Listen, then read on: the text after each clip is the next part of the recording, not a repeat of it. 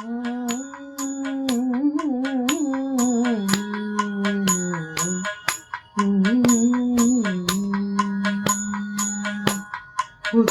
விளக்கெரிய கோட்டுக்காய் கட்டு மேல் மெத்தென்ற பஞ்ச சயனத்தின் மேலேறி குத்து விளக்கெரிய கோட்டுக்காய் கட்டு மேல் மெத்தென்ற பஞ்ச சயனத்தின் மேலேறி கொத்தல பூங்குழல் நப்பினை குங்கை மேல் கொத்தல பூங்குழல் நப்பினை குங்கை மேல் வைத்து கிடந்த மலர் மாதாவாய் திரவாய் மைத்தடம் கண்ணீமாய்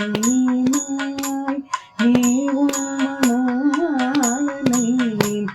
எத்தனை போதும் துயிலேட ஒட்டாய்கான் மைத்தடம் கண்ணீமாய் நீ உன்மனாளனை எத்தனை போதும் துயிலேட ஒட்டாய்கான் எத்தனையேனோ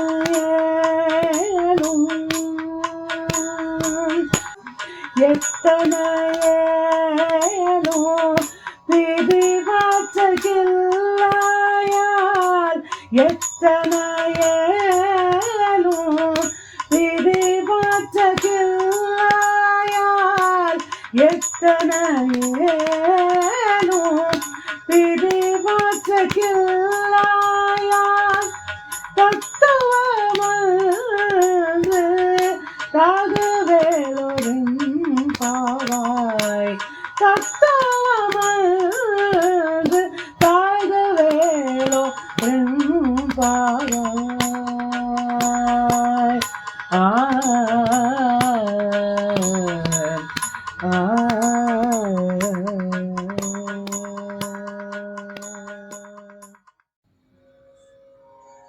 நமது கோதை நாச்சியார் ஆண்டாள் தனது அடுத்த பாசுரத்தால் கண்ணனையும் நப்பின்னை பிராட்டியையும் ஒரு சேர இணையாக வணங்கி துயில் எழுப்புகிறாள். ஆண்டாள் இந்த பாசுரத்தில் நப்பின்னை பிராட்டியின் பேற்றை எண்ணி பார்க்கிறாள். குத்துவிளக்கேற்றி பஞ்சனையில் கண்ணனுடன் சயனிக்கும் பேரு நப்பின்னை பிராட்டியுடையதல்லவா? பாசுரம் 19. குத்து விளக்குகள் நாற்புறமும் ஏற்றப்பட்டு ஒளிபரப்பு எரிகின்றன.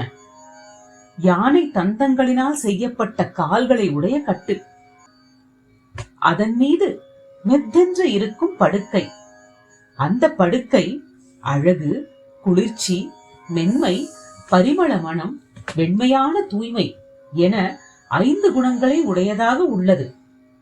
அந்த கட்டிலின் மீது ஏறி கொத்து கொத்தாக அலர்கின்ற மலர்களை அணிந்த கூந்தலை உடைய நப்பின்னை பிராட்டியின் மார்பின் மேல் பள்ளி கொள்கின்ற கண்ணபிரானே, அகன்ற திருமார்பினை உடைய பிரானே, உன் வாய் திறந்து ஒரு வார்த்தையேனும் அருளிச் செய்ய வேண்டும். மையிட்டு அலங்கரிக்க பெற்ற குளிர்ச்சி பொருந்திய அகல விரித்த கண்களை உடைய நப்பின்னையே, நீ உன் மணாளனை ஒரு நொடி பொழுதும் படுக்கையை விட்டு எழ விடுகிறவளை போல் தெரியவில்லையே. கணநேரமேனும் அவன் உன்னை பிரிந்து இருக்காத நிலையை நீ ஏற்படுத்தி இருக்கிறாய். ஆஹா, நீ இப்படி இருப்பது உன் தகுதிக்கு பொருத்தமே. ஆனால் நீ எங்கள் மீது பராமுகமாக இருப்பது உன் கருணை உள்ளத்துக்கு தக்க தத்துவமோ அன்று. எனவே எங்களுக்கு கருணை காட்டு என்று நப்பின்னை பிராட்டியையும் கண்ணபிரானையும் இணையாக வணங்கி துயில் எழுப்புகிறாள் ஆண்டாள்.